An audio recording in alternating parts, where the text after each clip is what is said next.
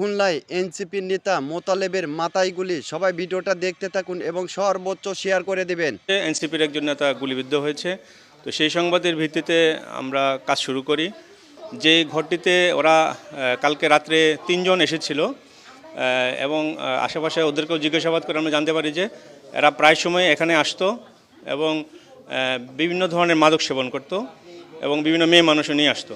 তো এই ধরনের অপকর্ম ওরা জড়িত ছিল এবং ওদের আমাদের কাছে আপনার ভিতরে যে গুলি করেছে এটার ইও রয়েছে, একটা কার্তুজও রয়েছে, পড়ে আছে।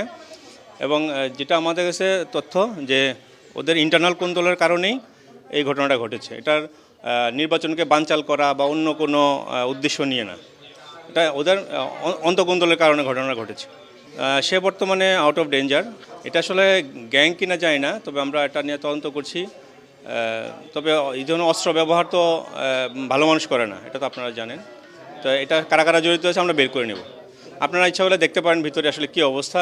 এটা একজন জব্দ করছি আমরা, যেটা গুলি খোসা পাওয়া গিয়েছে সেটা জব্দ করছি। আর অন্যান্য আলামতও এখানে মাদকের বিভিন্ন আলামতও আছে, আমরা সেগুলো সবই জব্দ করব।